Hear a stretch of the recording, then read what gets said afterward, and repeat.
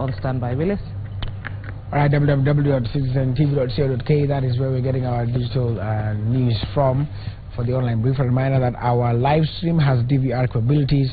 What that means is that when you start streaming live, you can, of course, apart from the normal short delay, you can rewind the live stream, you can pause it at any one given time. So in case you miss something, you can rewind it to an earlier time, like there was the newspaper review that we're taking a little bit earlier at 6:10. So you can rewind, you can pause, and then you can go back and watch live. So go ahead and check out that amazing facility there. But let's take a look at some of the stories that have been covered here. Isiolo clashes, the underlying problem, a story done by Esther Kahumbi. Remember, it was at least 10 people died there last month, as we showed you, and so it goes a little bit more in depth here. There's a video, you can watch the story, but you can also see some more details of the same over there. Now, 2 dead and 28 missing after dams burst. That is some regional news. That is in Brazil, as authorities confirmed that the second death was caused by a massive mud flow and flooding that swamped towns near an iron ore mine in the southern state of Minas Gerais. That was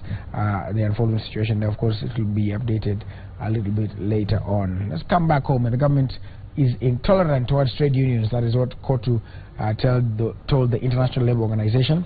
The COTU has accused the government of intolerance towards trade unions. That is according to the Secretary General Francis Atwoli, who is currently attending the International Trade Union Conference at the sidelines of the International Labour Organization Governing Body Summit in Geneva, Switzerland. Now, he briefed the world leaders on the persistent attacks and impunity by the Kenyan government against the trade union movement, particularly within the teaching fraternity. Of course, there's been that tussle with the teachers' unions and TSC, and of course, by extension, the government. And so this is what the COTU Secretary General had to say, and you can also find more details over there. 1.4 million Kenyans to attend the People Mass, 5,000 TV stations to broadcast it live.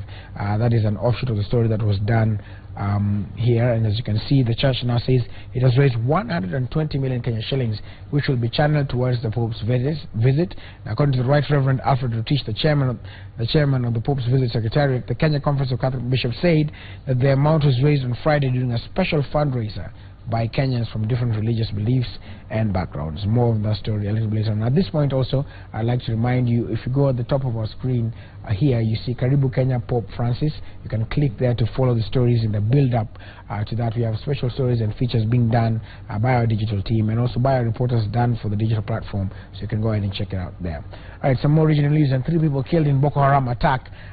Female suicide bombers killed at least 3 people and wounded a dozen others on Sunday in an attack on a village in Chad. That is according to a police spokesman there.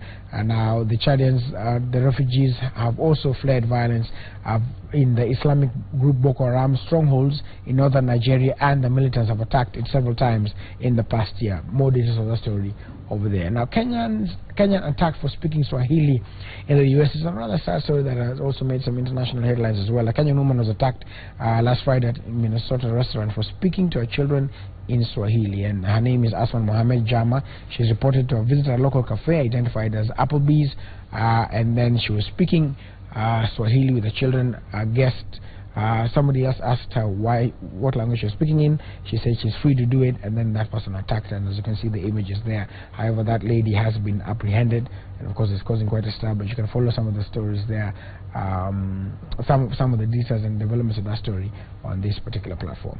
Alright, now 5 types of women you should never date. This is a story done by Elena. This is on our lifestyle segment. Now, this is, of course, there are different. I can see one there is written the psycho. The second one is the damsel in distress. The third one is the needy one. So you can go ahead and check it out there. We won't go through all of them. You'll see what they're talking about there. Alright, let's wrap it up with some sports.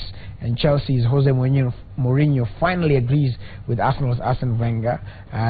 So the manager was aggressive, animated, and agitated in an extraordinary foul-month rant at referee John Moss, which earned him a 1-month stadium ban to Stoke. The match against Stoke, which they lost, by the way. And for the first time in history, the Blues boss agreed with the arch-rival Arsenal manager Arsene Wenger, who has time and again accused the Premier League referees of being biased and making foul decisions. Well, of course, those are his views, and we'll see that impact that has. All right, so remember, you can download our Citizen TV app. It is absolutely free on Android. That's so you can go to Google Play Store, type in Citizen TV or Citizen TV News, and you'll get a chance to download it. It's absolutely free. Go to Apple. If you have an Apple phone or an iPad or a MacBook, you go and use the App Store, and you can download it free as well. And also for your laptop, your Windows phone, your Windows laptop, you can download it. It is absolutely free for you. All right, so go ahead and do that, and also give us some comments and feedback on the same, so we can make it better for you. That's all the time we have for the online brief. We hand over to